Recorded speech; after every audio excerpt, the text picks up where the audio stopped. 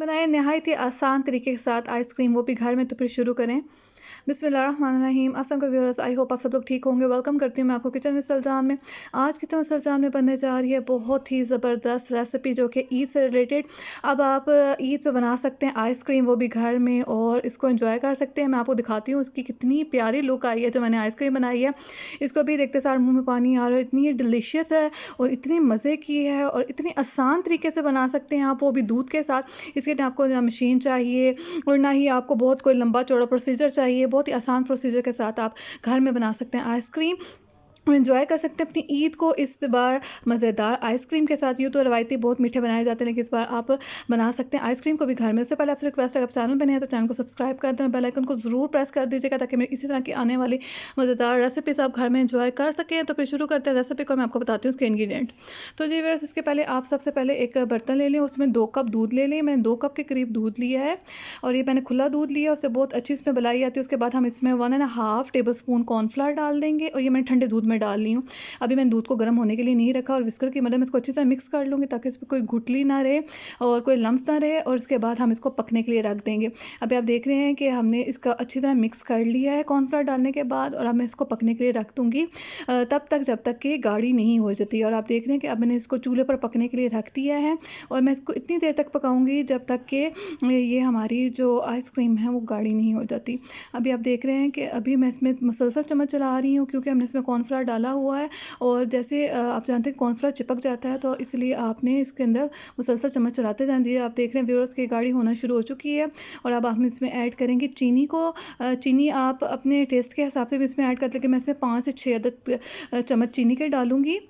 ये तकरीबन हाफ़ के जी के करीब मिल्क बन रहा है, तो इसमें मैं 5 से 6 अदद के करीब चीनी के चम्मच डाल दूँगी। और जैसे ही ये गाढ़ी हो जाएगी तो हम इसको बंद कर देंगे। तकरीबन 5 से 7 मिनट लगेंगे आपको इसको गाढ़ा करने में। हल्की आंच आपने रखनी है, इसको मेक श्योर करना है कि फ्लेम आपका हल्का हो। तो जी व्यूअर्स, आप देखिए कितना प्यारा सा कलर आ चुका है, बहुत अच्छी तरह गाढ़ी हो चुकी है। अब हम इसको ठंडा होने के लिए रख देंगे और उसके बाद मैं आपको बताती हूँ उसका नेक्स्ट प्रोसीजर क्या है। तो जी व्यूअर्स, आप देख रहे हैं कि आपने एक अलग ब्लेंडर जग ले लेना है, उसमें 2 से 3 टेबल स्पून क्रीम डाल देनी है और उसके बाद आपने ये इसमें डाल देना है जो हमने मिक्सचर बना के रखा था दूध का। और उसके बाद आपने इसमें 2 से 3 ड्रॉप वनीला एसेंस के डाल देने हैं और उसको अच्छी तरह ब्लेंड कर लेना है 3 से 4 मिनट के लिए। बहुत अच्छी तरह आप देख रहे हैं कितनी अच्छी तरह ये ब्लेंड हो चुका है, इसके बाद कितनी अच्छी झाग आ चुकी है। अब हम एक मोल्ड ले लेंगे, उस मोल्ड में हम इसको डाल देंगे और फिर उसके बाद हम इसको फ्रीज़र में रख देंगे जमने के लिए 4 से 5 घंटे के लिए, या ओवरनाइट भी आप इसको रख देते हैं। जब तक कि ये थिक नहीं हो जाती उतनी देर तक हम इसको जमने के लिए रख देंगे। तो अभी मैं इसको सिंपली जो क्लिंग पेपर होता है इसके साथ मैं कवर अप करूँगी और उसको फ्रीज़र में रख दूँगी जमने के लिए। जैसे ही जम जाएगी तो मैं इसको आपको लुक दिखाऊँगी। तो जी व्यूअर्स, आप देख रहे हैं माशाल्लाह से इतनी प्यारी इसकी लुक आई है, बिल्कुल रेडी है। और आप ये देख रहे हैं कि अब मैं इसको इसके मोल्ड में से निकाल लूँगी और हम अलग बर्तन में अब इसको निकाल लेंगे और फिर इसके बाद मैं आपको दिखाऊंगी कि इसकी फ़ाइनल लुक क्या आई है। और ये मज़ेदार रेसिपी आपके दस्तरखान को 4 चाँद लगा देकर, यकीन माने आपकी बहुत ज़्यादा तारीफ़ होगी।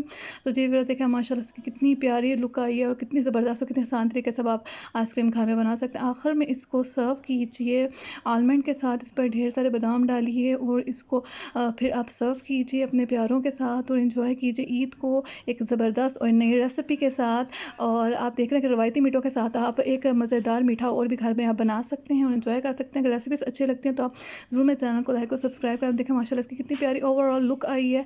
अब मैं इसकी कटिंग करूँगी और मैं आपको कटिंग करके दिखाती हूँ कि पीसेस में कैसी लगती है। तो जी व्यूअर्स, आप एक तेज़ कटर ले लें, उसकी मदद से इसके पीसेस काट लें। आप देखें माशाल्लाह से कितनी अच्छी है और कितनी मज़ेदार है ये, और ये कितने प्यारे इसके पीसेस काट रहे हैं। और ये इसी तरह आप इसको सर्व कीजिए अपने प्यारों में, अपनी दावतों में, अपनी पार्टीज़ में। और आप मुझे कमेंट करके ज़रूर बताइएगा कि आपको मेरी रेसिपी कैसी लगती हैं और आप और रेसिपी कौन सी सीखना चाहते हैं। तो जी व्यूअर्स, आप देख रहे हैं मज़ेदार रेसिपी बिल्कुल रेडी है। इसको आपने ट्राई करना है, अपना फीडबैक मुझे कमेंट के ज़रिए देखने में देना है ज़रूर। और मैं आपको मिलूँगी नेक्स्ट रेसिपी में। तब तक के लिए अल्लाह हाफ़िज़। Thanks for watching.